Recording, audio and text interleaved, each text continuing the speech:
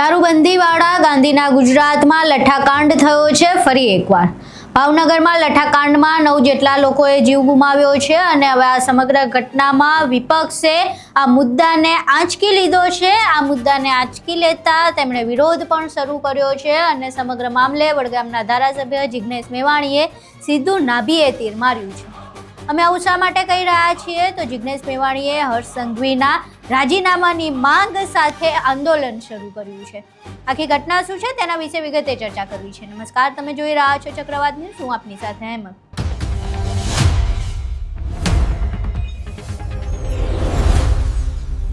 ગુજરાતમાં વિપક્ષ છેલ્લા ઘણા સમયથી દેખાતું નહોતું અથવા શાંત હતું। ખેડૂત આંદોલનને લઈને ફરી એકવાર વિપક્ષ મેદાને આવ્યું હતું, પરંતુ ત્યારબાદ ગાંધીનગર જતી જે રેલી ઓગણજ અટકીને ફરી એકવાર જાણે વિપક્ષ શાંત થઈ ગયું હોય એવું લાગી રહ્યું હતું। હજુ તો એના થોડો સમય થયો છે, ત્યાં ફરી એકવાર વિપક્ષ બેઠું થયું છે અને બેઠું થવા પાછળનો મુદ્દો છે ભાવનગરમાં થયેલો લઠ્ઠાકાંડ।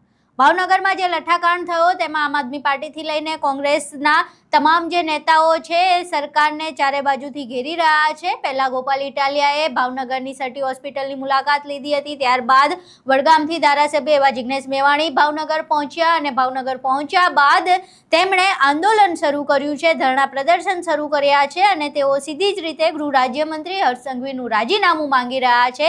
તેમનું કહેવું છે કે આ જે પણ બન્યું છે એની સીધી જવાબદારી ગૃહ રાજ્યમંત્રી હર્ષ સંઘવીની છે, તેમના ખાતાકીય વિભાગ છે આ અને તેની બેદરકારીના કારણે આટલા લોકોએ જીવ ગુમાવ્યો છે। વારંવાર આ પ્રકારે ગુજરાતમાં લઠ્ઠાકાંડ થઈ રહ્યા છે। 5 વર્ષમાં બીજી વખત જે લઠ્ઠાકાંડ થયો છે એટલે એ હવે સરકારની નિષ્ફળતા દર્શાવે છે અને આ સરકારની નિષ્ફળતાને લઈને જિગ્નેશ મેવાણી અને કોંગ્રેસ દ્વારા ભાવનગરની કલેક્ટર કચેરી ખાતે ધરણા કરવામાં આવ્યા હતા અને આ ધરણામાં તેમણે સીધી જ રીતે હર્ષ સંઘવી પાસે રાજીનામું માંગ્યું છે। પહેલા અહીં એ ધરણાના દ્રશ્યો જોવો અને હર્ષ સંઘવીનું રાજીનામું માંગતા જિગ્નેશ મેવાણી શું કહી રહ્યા છે તે પણ સાંભળો।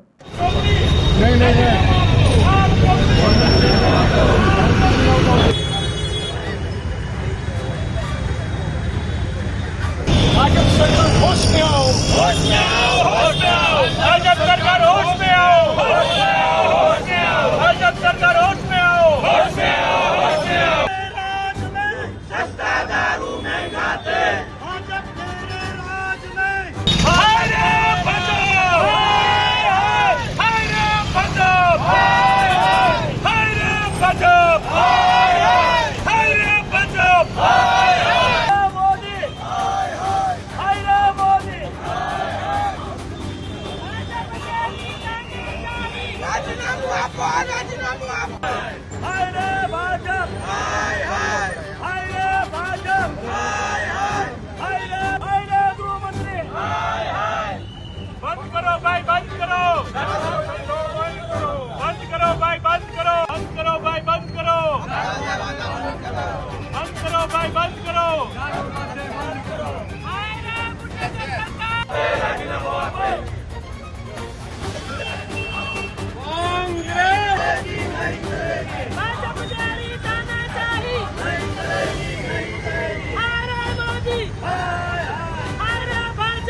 ખાસ કરીને ભાવનગર વચ્ચે બાબત એક સુઆયોજિત ષડયંત્રના ભાગરૂપે ગુજરાતના 33 જિલ્લા અને 250 જેટલા તાલુકામાં ખુલ્લેઆમ રાત દિવસ હિન્દુ ધર્મની આસ્થાના પ્રતીક એવા મંદિરોની 2 કિલોમીટરની ત્રિજ્યામાં પણ જિલ્લા કલેક્ટર કચેરી અને એસપીના બંગલાની 2 કિલોમીટરની ત્રિજ્યામાં પણ રાત દિવસ ચરસ, ગાંજો, ડ્રગ્સ અને દારૂ વેચાય છે।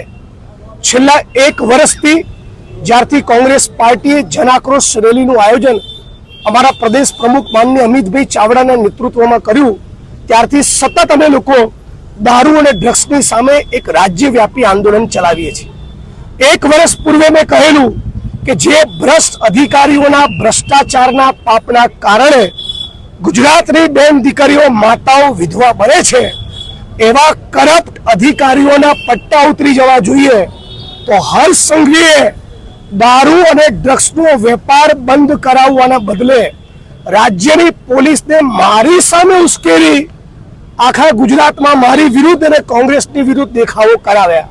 આ એનું પરિણામ છે કે ભાવનગરમાં લઠ્ઠાકાંડ થયો હજી ભારતીય જનતા પાર્ટીની સરકાર સબક નહીં લે, હજી આ થોટ અભણ 8 ચોપડી પાસ ગૃહમંત્રીનું રાજીનામું લેવામાં નહીં આવે તો હજી બીજા લઠ્ઠા કાંડ સર્જાશે.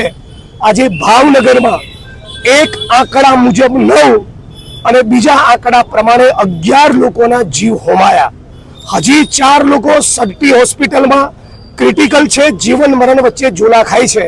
અને દર વખતની જેમ વિકેટ કોની પાડવાની, સસ્પેન્ડ કોને કરવાના, કોન્સ્ટેબલ, હેડ કોન્સ્ટેબલ, પીએસઆઈ અને પીઆઈ, પણ એસપી અને આઈજીની ભૂમિકાની કોઈ દિવસ તપાસ કરવામાં આવતી નથી.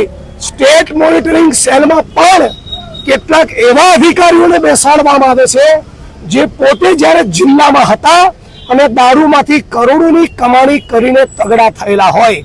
એટલે ભાવનગર શહેર કોંગ્રેસ, ભાવનગર જિલ્લા કોંગ્રેસ અને પ્રદેશ કોંગ્રેસ વતી લાખ વાતની એક વાત, 8 ચોપડી પાસ હર્ષ સંઘવીનું રાજીનામું જોઈએ. અહીં તમે જિગ્નેશ મેવાણીને સાંભળ્યા. આ સિવાય ધરણાના દ્રશ્યો પણ જોયા. હવે તેમણે આ આખી ઘટનાને જંતર મંતર સાથે જોડી અને તેમણે કહ્યું કે જંતર મંતર પર જે પ્રમાણે આંદોલન થયું, જવાબદેહીના ભાગરૂપે પૂર્વ શિક્ષણ મંત્રી ધર્મેન્દ્ર પ્રધાન પાસે રાજીનામું માંગવામાં આવ્યું હતું.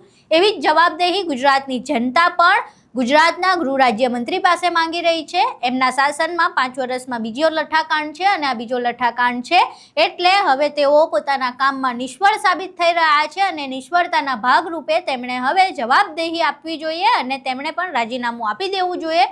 અને આ રાજીનામાની માંગ સાથે તેઓ ધરણા પર બેઠા છે. હવે આ ધરણા કેટલા લાંબા ચાલે છે અને શું હકીકતમાં આ લઠ્ઠાકાંડ એ ગૃહ રાજ્યમંત્રી હર્ષ સંઘવીની ખુરશી છીનવી શકે છે કે કેમ?